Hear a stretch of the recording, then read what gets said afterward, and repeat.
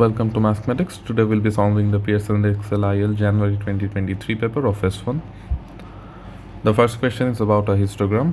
We are given the times in minutes for 100 people to swim 500 meters. We are given the frequency histogram over here and the table of frequency and the classes. From here we have to fill this table in part A. For the class 5 to 10, we are given that the frequency is 10. So we have to apply the formula area equals to k times the frequency. We can find the frequency of the first 3 bars since we know the values of them. So using the first one, there are 1, 2, 3, 4, 5, 6, 7, 8, 9, 10. 10 small boxes. So for the area, we have 10 small boxes and we have 5 units equals to k times the frequency. We are given the frequency which is 10. So the value of k would be 5. Now we have to find for the class 18 to 25 the frequency.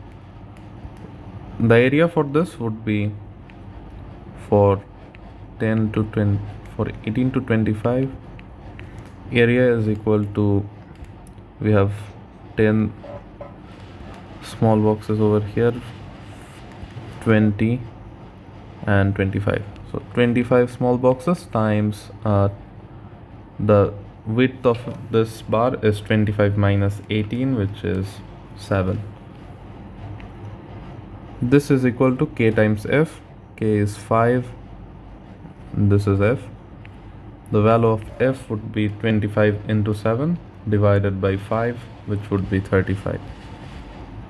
So this value is 35. Now for the next class, for 25 to 40, the height is 5 bars. So 5 small boxes, 1, 2, 3, 4, 5. Times 40 minus 25, which is 15. This is equals to k times f. So the frequency would be 15. Now we have to estimate the number of people who took less than 16 minutes to swim 500 meters. So we have to find the area for that. So 15 is here. 15 is over here. Each small box is 1 unit, so this is 16 over here. So we have to find the total area this covers.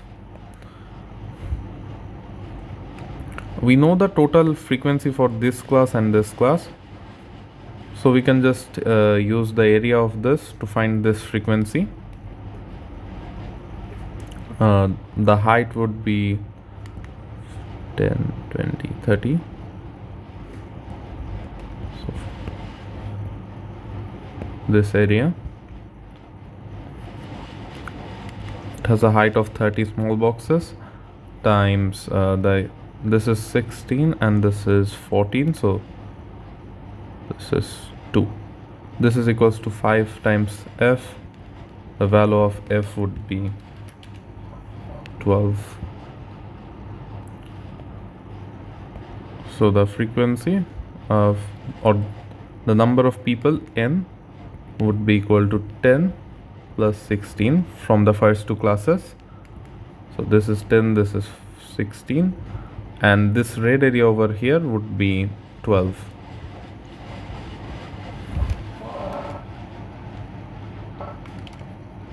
This would be 38. Now we have to find an estimate for the mean time taken to swim 500 meters. For that we have to find the midpoint of each class. The midpoint for this class would be 7.5. For the next class it would be 12. This would be 16. This would be 21.5, and for the final class it would be 32.5. The midpoint is found using this formula. The midpoint is the lower value plus the upper value divided by 2. So in this case it was 5 plus 10 divided by 2. In this case it was 10 plus 14 divided by 2, and so on.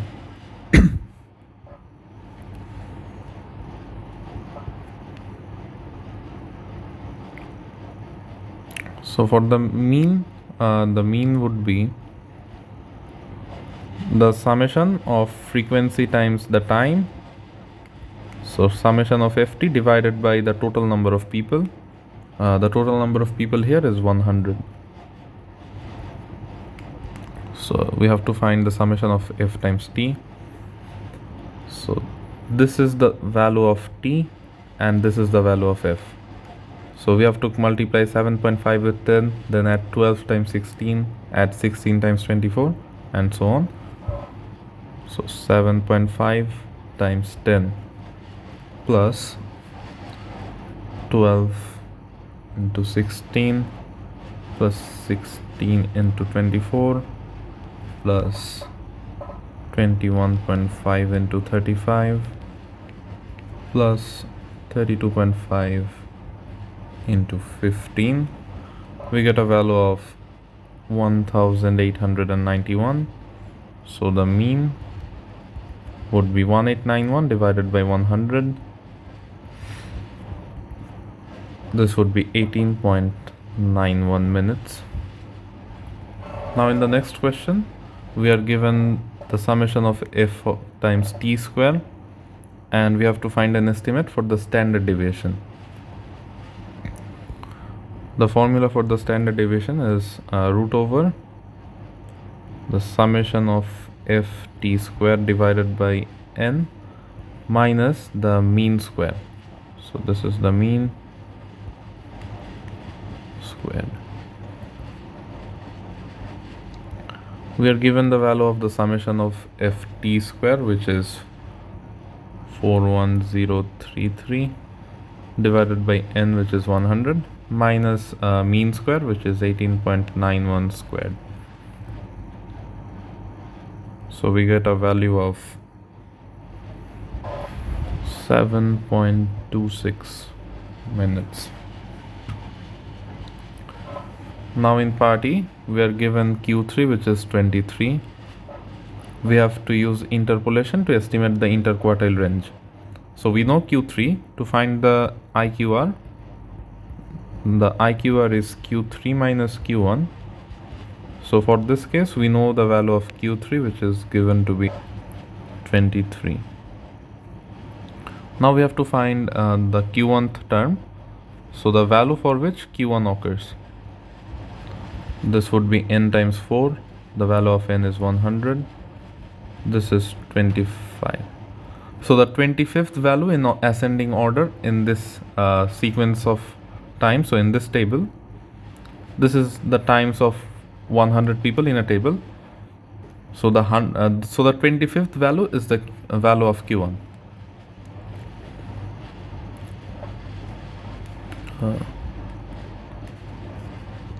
So the first class has 10 values. By the second class, we have the first 26 values.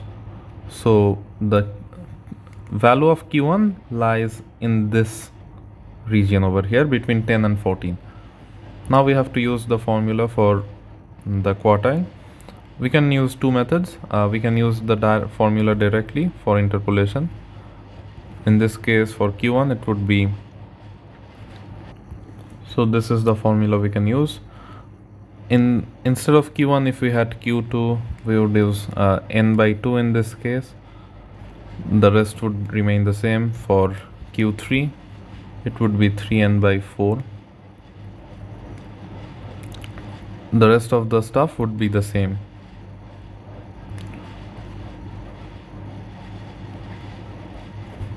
So using this formula, we can find Q1. Q1 would be the lower boundary of the class, of the previous class. This would be 10.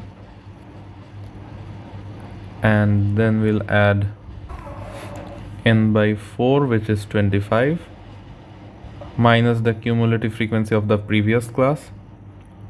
So if we go over here, so this value, the cumulative frequency. This is the cumulative frequency. This is the class in which the value lies. This is the previous class. So the cumulative frequency after this class is 10. So this would be 10. And f is the frequency of the class the value is in, which is 16, and we multiply it with the class width of that class, which 4. From here we can find Q1, which would be 13.75. From here we can find the interquartile range.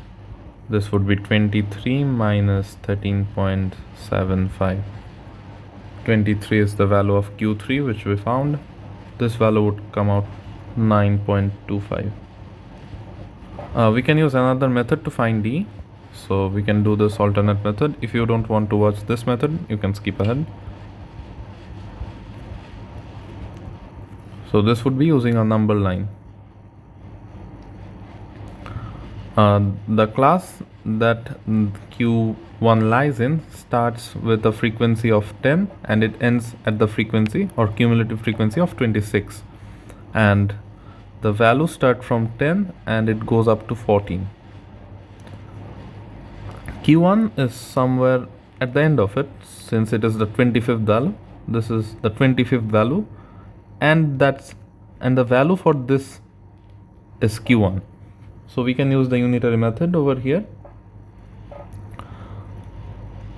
So the ratio of distance between this and this divided by this and this would be the same.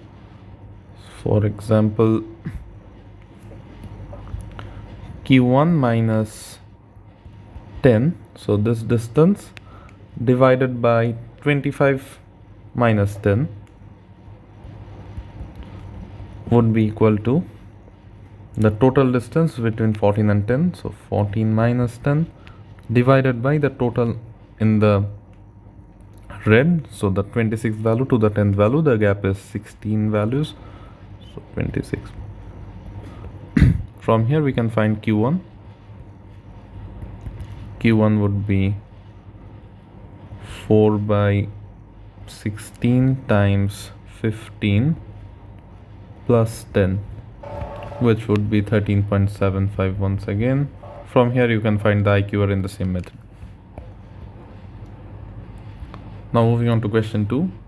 We are given two bags X and Y which contain green and blue marbles only. We are given bag X which contains 5 green marbles and 4 blue ones, and bag Y contains 6 green marbles and 5 blue ones. Then we are told that a marble is selected at random from bag X and then placed in bag Y, and then a second marble is selected at random from bag X and then placed in bag Y, and finally a third marble is selected from bag Y. So from bag X we don't have any replacement. In part A we have to use this information to fill up the tree diagram on the next page. So on the first marble we take from bag X. So initially bag X had 5 green and 4 blue marbles. So the probability of picking a green marble is 5 by 9 and picking a blue one is 4 by 9. Once you pick a green marble, you have one less green marble. So we have 4 green marble and 8 marbles in total in bag X. So this probability changes likewise. And then we pick the third marble from bag Y. So if we pick 2 green marbles from bag X and then shift them to bag Y, we'll have 6 plus 2. So this 2 additional green marbles from bag X joins bag Y. So in bag Y we'll have 8 green and 5 blue marbles. So this probability over here would be 8 divided by 8 plus 5. 8 plus 5 is 13. So this would be 8 by 13. And this would be 5 by 13.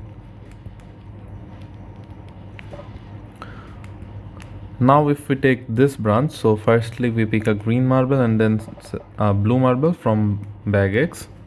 Bag Y will have one more green marble and one more blue marble. So bag Y now has 7 green and 6 blue marbles. So the probability of picking a green marble from here would be 7 by 13, and picking a blue marble will have a probability of 6 by 13. Now coming down here, this is picking the blue marble at first from bag X and then picking another one. So after we pick a blue marble from bag X, we have one less blue marble, so 3 blue marbles and 5 green, since we didn't pick a green one. So the probability of picking a blue marble again would be 3 by 5, 6, 7, 8, and picking a green marble will have a probability of 5 by 8. Now we need this two probabilities over here. So this happens if we pick a blue marble at first and then a green marble from bag X. So bag Y has one more green marble and one more blue marble. So 7 by 13 and 6 by 13. The rest is filled by them already. Now in part B, we have to find the probability that the two marbles selected from bag X are of different colors. So we can refer to a tree diagram over here. We need two marbles of different colors picked in the first attempt. So this branch over here, so the branch that goes like this, and the branch that goes blue and then green. So picking a green at first and then picking a blue, and the probability of picking a blue and then a green. So probability of different colors from X. We can use our tree diagram over here. For this branch, we'll have the probability of 4 by 9 times 5 by 8. Since the first and second picks are independent, we can just multiply the probabilities. And for the other branch, it would be 5 by 9 times 4 by 8.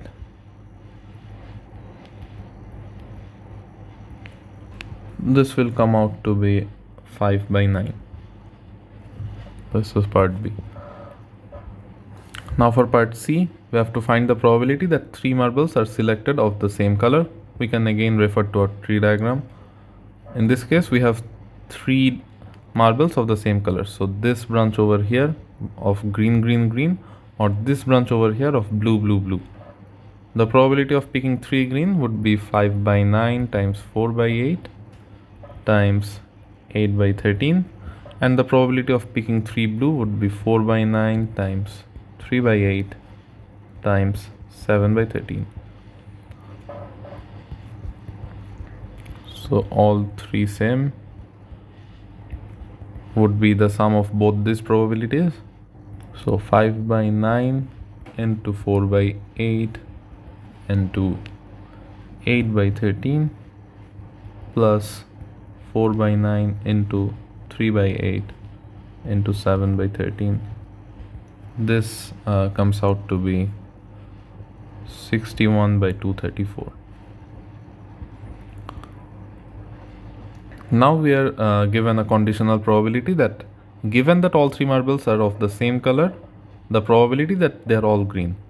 This is the probability that they are all green, and this is the total probability. So all 3 green given that all 3 same. This would be probability of all 3 same, and on the top we'll have the probability of all 3 green intersection all 3 same. If all 3 are green, they must all 3 be same. So for this scenario, we don't need the intersection. We can just do it like that. So the probability of all 3 being green is 61 by 234, which we found in the last part. And the probability of all 3 of them being green is 5 by 9 times 4 by 8 times 8 by 13.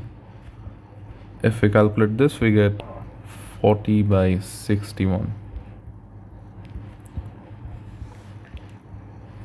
Now for part For question 3, we are given a discrete random variable x with this probability distribution. We have to find the expected value of x in terms of a. So the expected value would be the sum of the multiple of these values. So the expected value would be 2 times a plus 3 times 0.4 plus 4 times 0.6 minus a. So this is the formula. The expected value is the summation of x times the probability of x equal to x. So the expected value would be 3a plus 1.2 plus 4 into 0.6 is 2.4 minus 4a.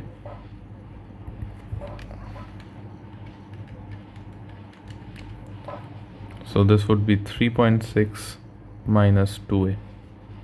Now we have to find the range of possible values of ex. E of x or the expected value of x depends on the value of a. So we need to first find the range of values of a. We know that probability can range between 0 to 1. So this can only fall between 0 to 1. This probability over here can also fall between 0 to 1. So for 0.6 minus a to fall between 1 and 0, we have to solve these two inequalities separately. So if we solve this, we get a is less than 0.6, and if we solve the other one, so 0.6 minus a is less than 1, we'll get 0.6 minus 1 is less than a, we'll get a is greater than 0.4. So the value of a ranges between 0.4 and 0.6. Okay, my bad, we had a calculation error over here. This would be minus 0.4 less than a. So from this we find the range of a, which is minus 0.4 to 0.6, and from this we find a range of 0 to 1. We'll have to find the common part between these two. So if we draw a number line, this is minus 0.4, this is 0.6, this is 0, and this is 1. So this over here is between these 2 points, and this range is from 0 to 1. So this is 0, this is 1. This is the common part between them, so 0 to 0.6. So the value of a ranges from 0 to 0.6. So the value of e of x can fall between 3.6 minus 2 times 0. So e of x can be equal to 3.6, or e of x can be equal to this value. This is the maximum value of e of x, and this would be the minimum value. So 3.6 minus 2 into 0.6 would be 2.4. So e of x would lie between 2.4 and 3.6.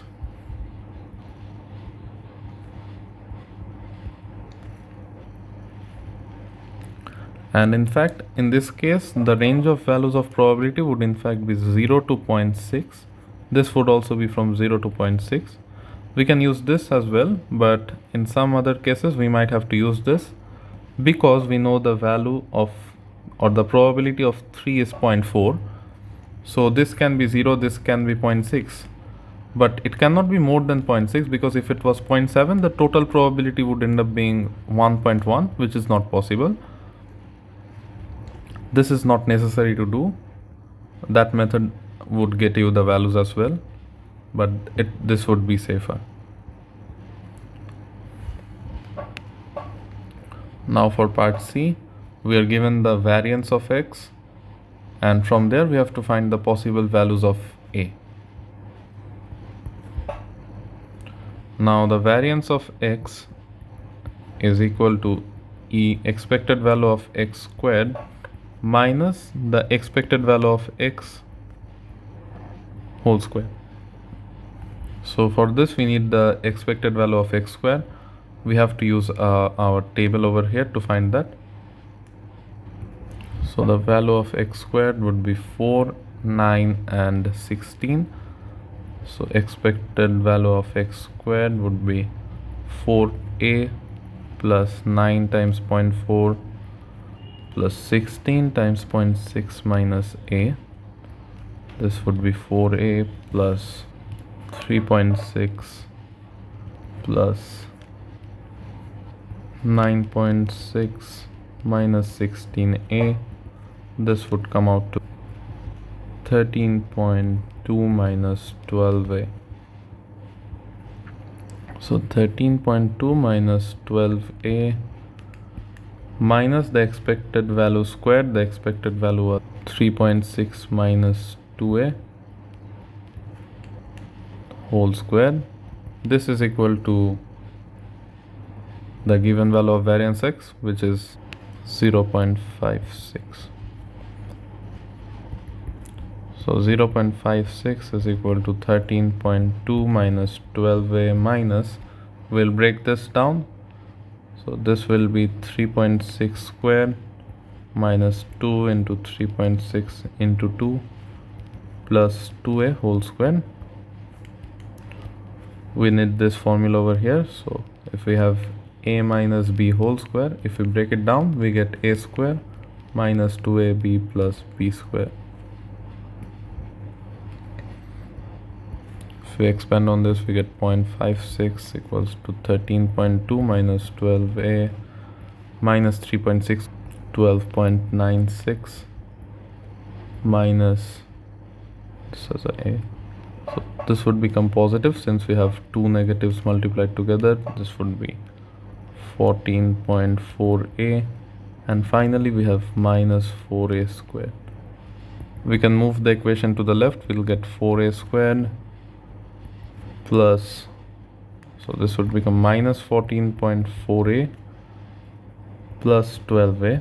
I'm writing the a's together, the a square in the front, so basically forming a quadratic, and the constant terms together as well. I'll have minus 13.2 plus 12.96 plus 0.56 equal to 0. So the quadratic would be 4a squared minus 2.4a plus 0.32 equal to 0. We'll have to use b square equals to 4, b square minus, we have to use x is equal to, in this case a, equal to minus b plus minus root over b square minus 4ac by 2a. We have to use this formula. Over here x is a, minus b is 2.4, we have plus minus 2.4 square minus 4 times 4 times 0.32 divided by 2 times 4. The values of a come out to be 2 by 5 and 1 by 5. So these are the possible values of a. Instead of using this formula, we could have also used the middle term over here, whichever is more convenient. Now in question 4, we are given a Venn diagram with A and B, which represent the events PQ. R and S are the probabilities of those events. We are given the probability of A, which is 7 by 25. So this is P plus Q. So P plus Q is 7 by 25. We are given probability of P is 1 by 5, so Q plus R is 1 by 5. Then we are given this probability of A intersection B prime union A prime intersection B, which is 8 by 25. So we have to figure what this is. So at first we have to find out what is A intersection B prime.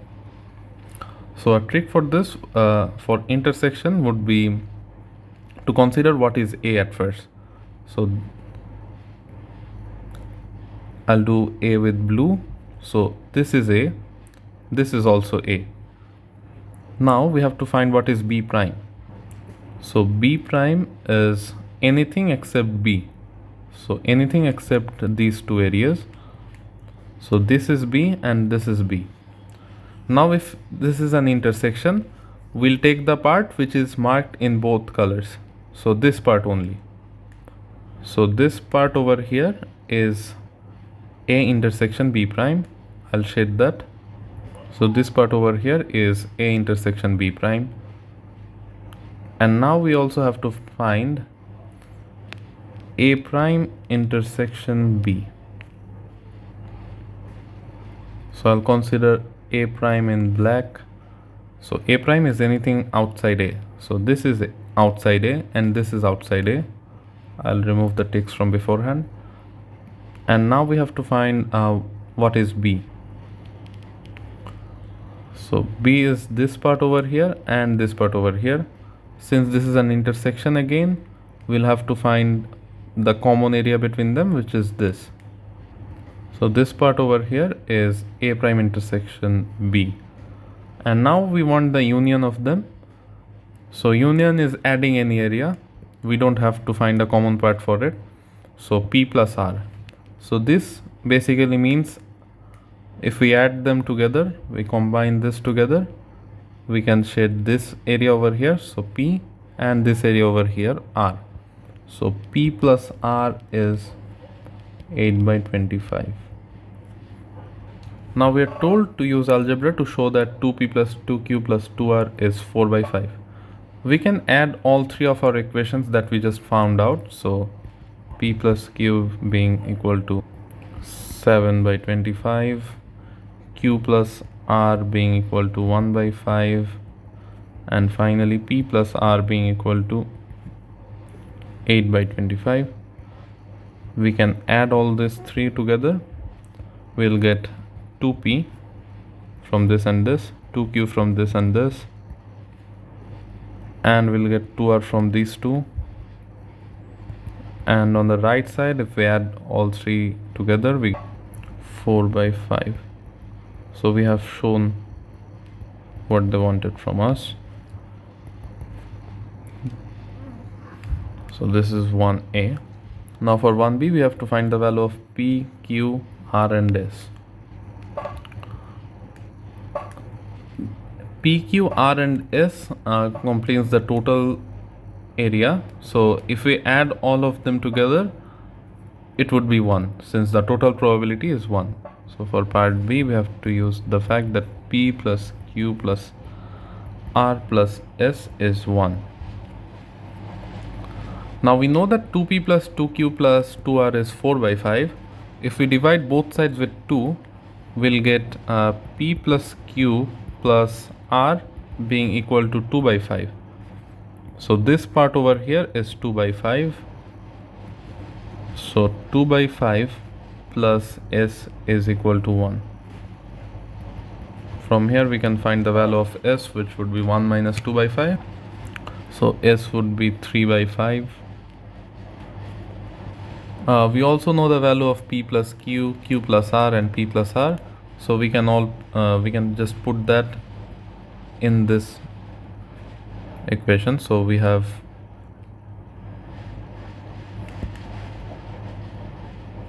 P plus Q plus R. This is equal to 2 by 5. Now if I want to find the value of P, I'll use Q plus R is 1 by 5. Since Q plus R is 1 by 5, we can take this part to be 1 by 5. So P plus 1 by 5 is 2 by 5. So P would be 2 by 5 minus 1 by 5. So P is 1 by 5. Now I know that 1 by 5, so we don't need that.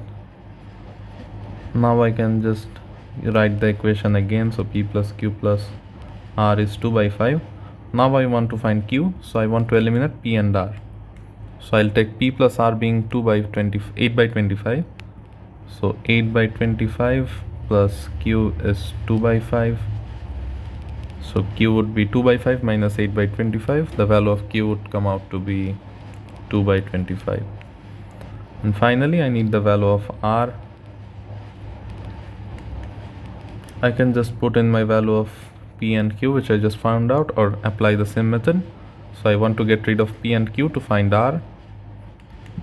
So I'll take p plus q equals to 7 by 25. So 7 by 25 plus r is 2 by 5. So r would be 2 by 5 minus 7 by 25, which is 3 by 25. So that's how we get the values. Now for part 2 of this question, we are given two events C and D. We are given the probability of C and the probability of D. They are both connected by x, which is a positive constant. We have to consider by showing that the probability of C plus probability of D, we have to show that they cannot be mutually exclusive. So mutually exclusive means the two events do not overlap. So if C and D have to be mutually exclusive, they cannot have any intersection between them. So in such cases, if we have a question where we have to show that two events cannot be mutually exclusive, we have to show that the sum of their probabilities exceed 1. So probability of C plus probability of D exceeds 1. If that's the case, we can be certain that there is an intersection between them. So even though probability of C plus probability of D is more than 1, there is an overlap between them. So the total probability will not be more than 1. So in such cases, if there is an intersection, so this is 0.4, 0.2 and 0.4. In such a case, probability of C is 0.4 plus 0.2, which is 0.6. Probability of D is 0.4 plus 0.2, which is 0.6 again. If we add them together, we'll get 1.2, which is more than 1. However, the total probability is 0.4 plus 0.2 plus 0.4, which is 1, which maintains our fundamentals, that the total probability cannot be more than 1 and it must be 1. So probability of C is given x divided by x plus 5. Probability of D is given 5 by x. We have to add them together and show this is greater than 1. So if we try to do that, so we'll want a common denominator between them, which would be x times x plus 5. We'll have x squared plus 5 times x plus 5.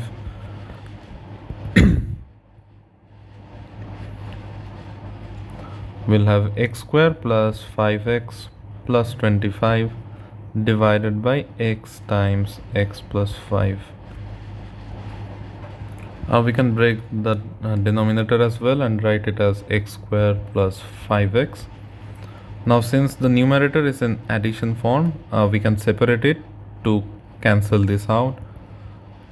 We can separate it into x squared plus 5x divided by x squared plus 5x, and then we'll have plus 25 divided by x squared plus 5x. Now this cancels out to be 1, and then we have plus 25 divided by x squared plus 5x. Now we are also given the detail that x is a positive constant. So if x is a positive constant, this term over here will be greater than 0. And if it is greater than 0, this whole thing will be greater than 1. So probability of C plus probability of D is greater than 1, since 25 divided by x square plus 5x must be positive if x is positive.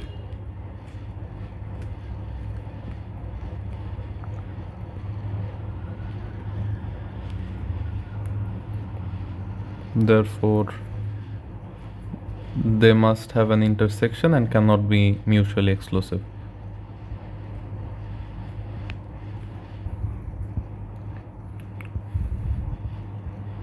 Now moving to question 5, we are given a normal distribution of lengths L millimeter of housefly wings. In part A, we have to find the probability that the wing has a length of less than 3.86 millimeter. So probability of L being less than 3.86. We are also given the detail of the normal distribution over here. So using that, we can convert it into Z and use the table. So we can convert this into Z, which would be Z less than 3.86 minus 4.5 divided by 0.4. We get probability of Z less than minus 1.6. Now we know we don't have negative values in this in the table for normal distribution, so we'll have to do something about it. Now for Z, this is the mean and it's symmetric about the mean at 0. So this is minus 1.6. We want the area to the left of it.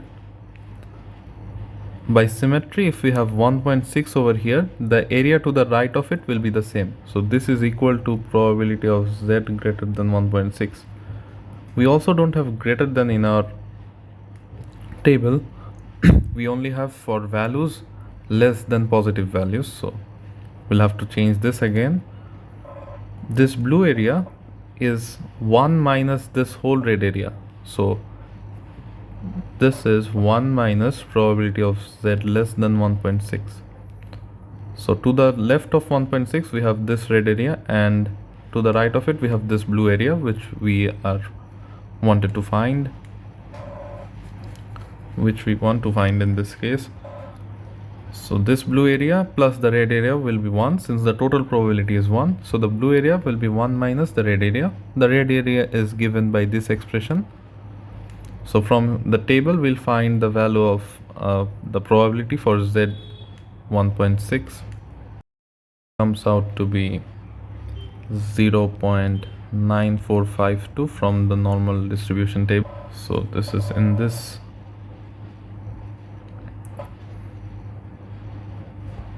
So we have to go to the normal distribution table. We want the value for Z less than 1.6. If we go to the normal distribution over here, we have to find 1.60, which is over here. It has a probability of 0.9452. So from here we get a probability of 0.0548.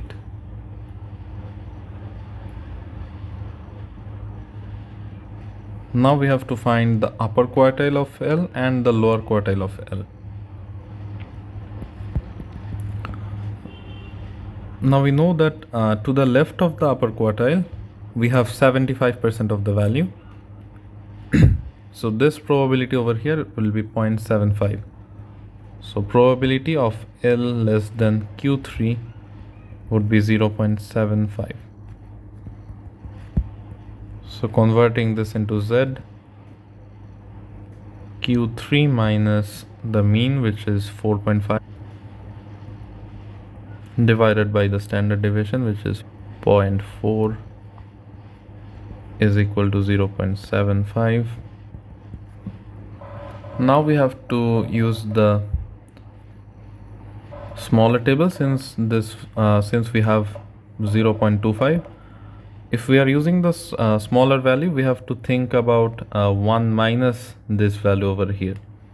So 1 minus 0.75 is 0.25. We have 0.25 in the smaller table, so using that we have to find this value of z.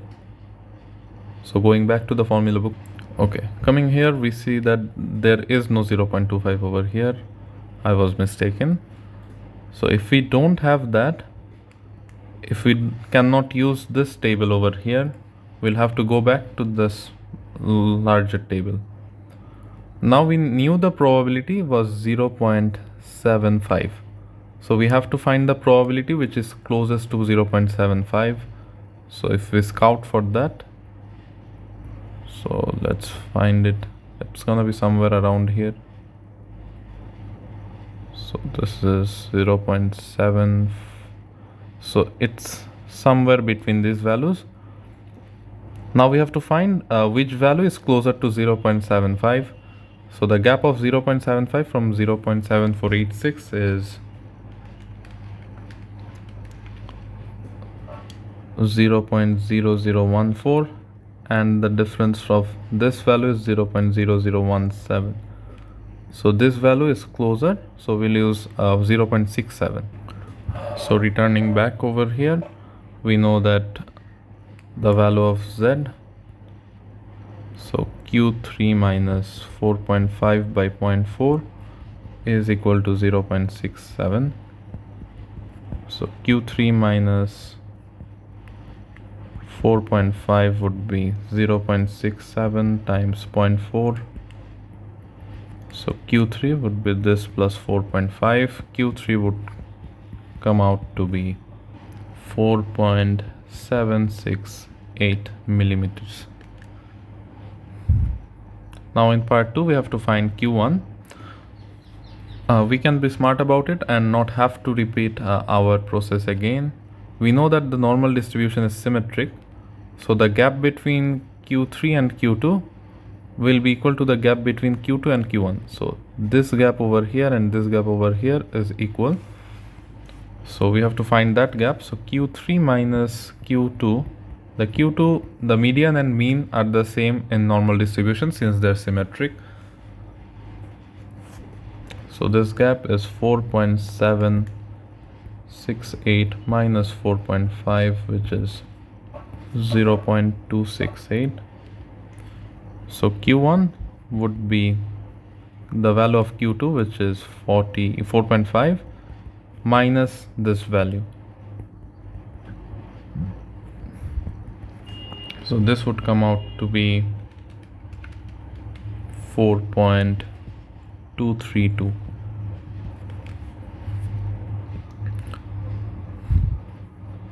Now we are told that if a value is greater than Q3 plus 1.5 times the IQR or smaller than Q1 minus 1.5 times the IQR, they are defined as outlier.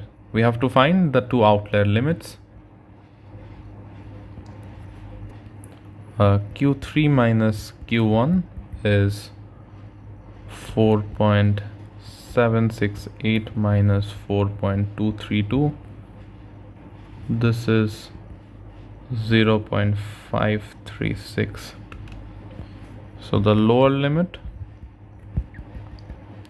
is Q1, so 4.232 minus 1.5 times this value. The lower limit comes 3.428. Now we have to find the upper limit as well. This is Q3, which is 4.768 plus 1.5 times the IQR. This is the IQR. This would come out to be 5.572. Now for question D, we are told that a house fly is selected at random and we have to use standardization to show that the probability that this housefly is not an outlier is 0.993 to 3 decimal places. So if it's not an outlier, it falls between the range of 3.428 to 5.572. So converting it into Z, we can directly see that this is symmetric about the median, since Q3 and Q1 are symmetric about the median and the value of 1.5 into 0.536 is the same. We can spot that, but it might not come that easily, so we can just convert it into Z. We'll have 3.428 minus 4.5 divided by 0.4 Z, and on the right we'll have 5.572 minus 4.5 divided by 0.4. We'll get probability of minus 2.7 Z to 2.7. Now it becomes apparent that this is symmetric. So if I draw a line, so this is 2.7, this is 0, this is minus 2.7. So this is the area we want. We can just find this area and multiply it with 2 to get the whole area, since this area and this area will be the same due to symmetry. So we can find 2 times the probability of Z less than 2.7 minus the probability of Z less than 0, since we want this blue area over here. And then we multiply it with 2 to get the whole area. So that's why we have a 2 times in the front. The probability of Z less than 2.7 is, so if we open this, we want 2.7. This comes out to be 0.9965. So this is 0.9965 minus 0.5, since probability less than, this is half. So 0 is the point of symmetry. To the left there is half of the distribution, to the right there is half. So this is 0.5. If we find this out, we get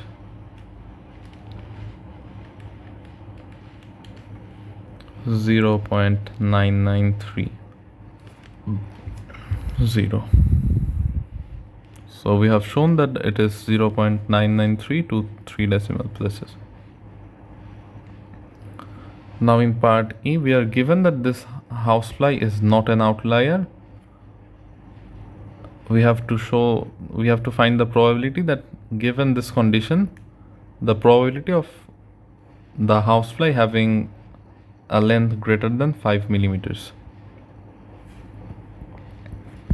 So probability L greater than 5, given that L lies between 3.428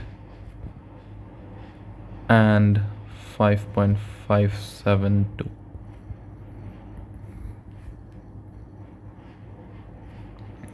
So on top we will have the intersection, so 5 to 5.572, and in the denominator we'll have the probability of, so this probability over here, or the probability of not being an outlier.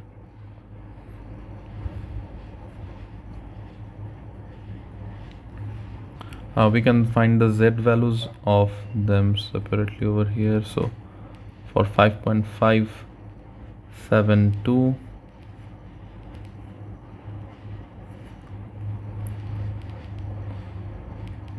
and for 5 we'll have Z less than 5 minus 4.5 by 0.4, and on the denominator we have 0.9930. So in this case we have probability of Z less than 2.68 minus probability of Z less than 1.25 divided by 0.9930. We can use the table once again for the probability of Z 2.68 and 1.25. Now however, we don't have the value of 2.68 here. So we have 2.65 and 2.70. So we can just take, since 2.68 lies somewhere in between these two values, almost in between, we can average these two values out. However, if our value of z was 2.69, we would use 2.70's value. If it was 0.2 or 2.64, we can just use 2.65's value, or if it was 2.66. However, the value is 2.68, so almost in the middle. So we'll find the average of those two values. So for the average of these two, 0.9960 plus 0.9965 divided by 2, minus that for 1.25. For 1.25 we get 0.8944. So if we calculate this out, we get a probability of 0.1026. Now moving to the last question. We are given that a research student is investigating the maximum weight y grams of sugar that will dissolve in 100 grams of water at various temperature. So the temperature is x. We have the regression line of y on x. So y is the dependent variable. We have to give an interpretation of the gradient. So this is 2.72. X is the temperature in degree Celsius. So if I increase the temperature by 1 degree, 2.72 grams of sugar will dissolve more. So we will write a statement for this. So an increase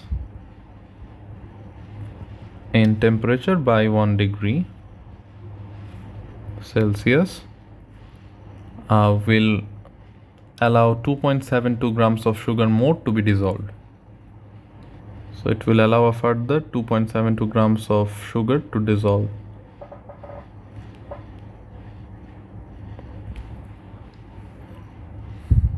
Now we have to use the regression line to estimate the maximum weight of sugar that will dissolve in 100 grams of water when the temperature is 90 degree. So we'll place the value of x to be 90 and find the value of y. So when x equals to 90, y is equal to 151.2 plus 2.72 times 90. This will come out to be 396. So 396 grams of sugar is the maximum weight of sugar that can be dissolved at 90 degrees Celsius. Now we have to comment on the reliability of our estimate. Now, if we notice, we are given the range of values of temperature that the research student worked with, and it's from 10 to 80 degrees Celsius. 90 degrees Celsius is outside that. Since this is outside that range, we have to use extrapolation, which is not as reliable. So the temperature of 90 degrees Celsius is outside the range. So extrapolation must be used, or extrapolation was used. So this may be unreliable.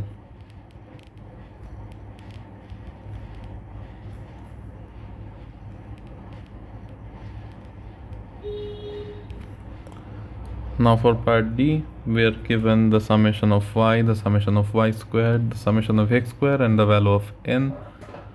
We have to find the product moment correlation coefficient, and we have to show that this is 0.988 to 3 decimal places. So R is the product moment correlation coefficient. Its formula is sxy divided by the root over of sxx times syy. Now we have to find those out. For sxx, the formula is the summation of x square minus the summation of x whole square divided by n. Now we don't know the summation of x yet, but we can use the formula. So the regression line had a formula of y equals to 151.2 plus 2.72x. So the mean of y and the mean of x will be related in this way. We know the summation of y, from that we can find the mean of y. So the mean of y is the summation of y divided by n. Summation of y is 3119, the value of 12. So this will be the mean of x. So the mean of x is 32615 divided by 816. Mean of x can be written as summation of x by n. N is 12. So the summation of x will be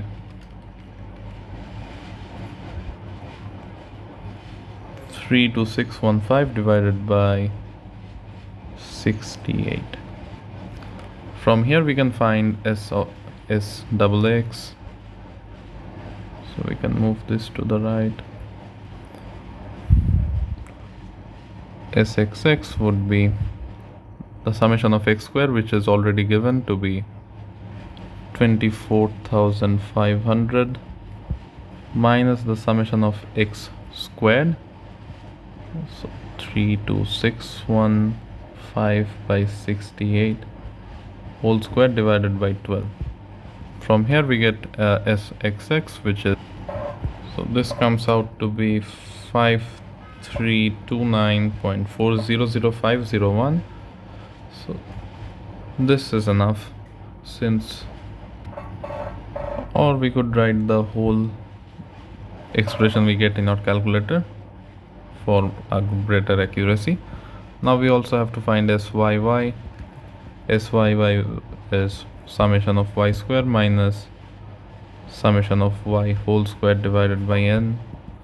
Summation of y square is given to 851093 minus the summation of y, which is 3119 squared divided by 12. If we calculate this comes out to be 40412.91667. Now we have to find sxy as well. This is summation of x y minus the summation of x times the summation of y divided by n. Summation of xy is given. Since this summation of xy is not given, so we cannot use this. However, we have the regression line.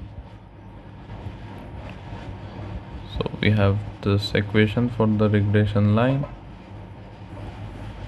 Now we know that for a regression line y equals to a plus bx, the value of b is sx y divided by sxx. So in this case 2.72 is equal to sxy divided by sxx. We already know the value of sxx, which is 5329.400501. From here we can find sxy. Sxy will be equal to 14,495.96936. From here we can find the value of r now. So sxy divided by the root over of sxx times syy.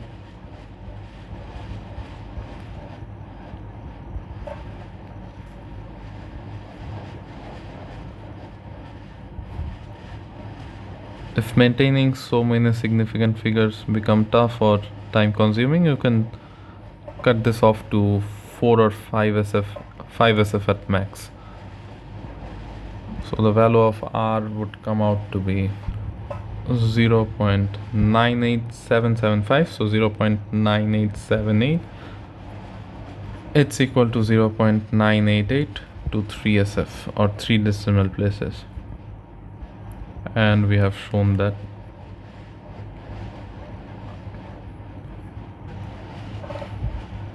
Now for part E, we are given the research student's supervisor, another person, who plotted the original data on a scatter diagram shown on the next page.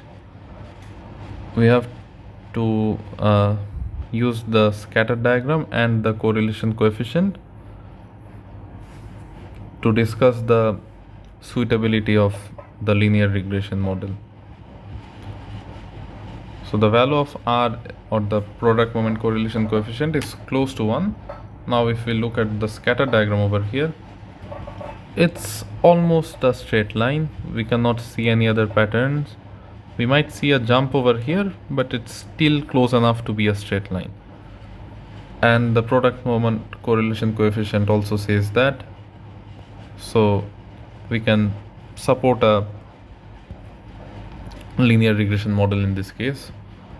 So we can write the points like close to a straight line, so the points like close enough to a straight line,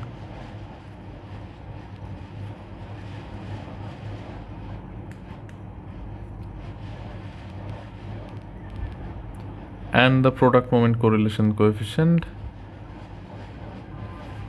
we can write the short form for the product moment correlation coefficient. So PMCC, product moment correlation coefficient, is close to 1.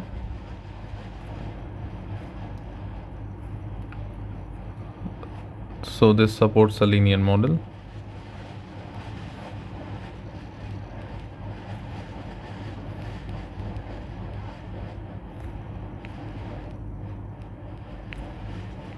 And that's it for this paper.